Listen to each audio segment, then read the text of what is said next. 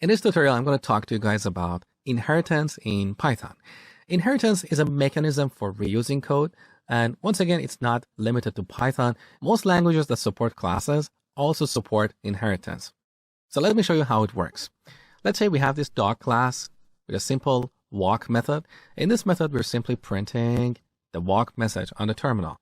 Now, let's say in a real program, instead of just one line of code here, we're going to have 10 lines of code. Now, what if in the future we want to define another class, let's say cat, and we want to add this walk method there as well? We'll have to repeat all that code in this new class, walk. This is bad because we have repeated or duplicated our code. In programming, we have a principle called DRY, which is short for don't repeat yourself. And here's the reason. Let's say sometime in the future, we discover a problem in our walk method. If we have repeated or duplicated this method in many other places, then we'll have to come back and fix that problem in every single place we have duplicated this code. So that's why in programming, we should not define something twice. So how can we solve this problem?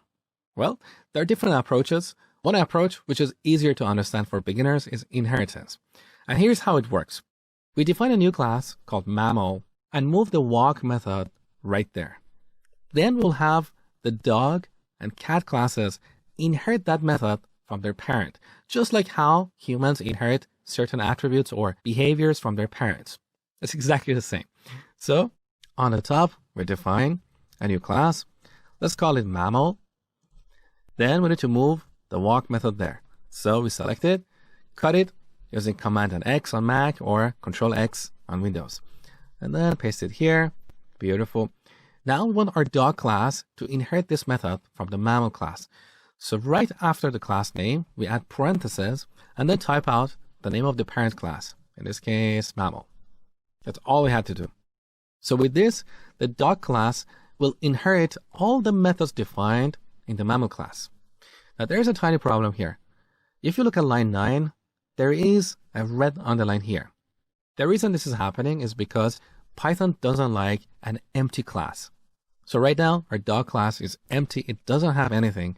We either need to add methods specific to dogs, or just to make Python happy, we can use the pass statement, and that basically means nothing. We're telling Python interpreter, hey, pass this line, don't worry about it. But with this, we don't have an empty class, okay? Now, as I told you before, after each class, we should have 2 line breaks. So right now, we only have 1 line break, and that is the reason we have this little warning here. So let's add another blank line. Beautiful. So our dog class is inheriting the walk method from the mammal. We need to apply the same change to the cat class.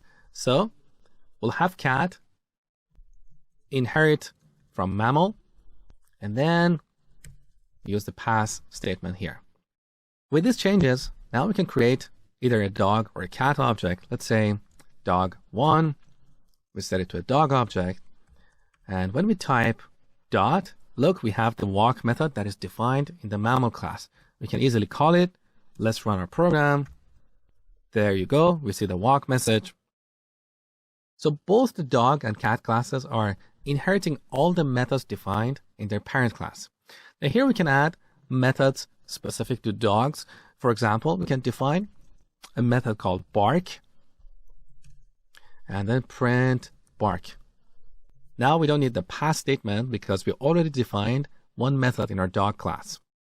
So now when we type out dog1 dot, look, we have 2 methods. One is the walk method that we inherited and the bark method that we just defined in the dog class.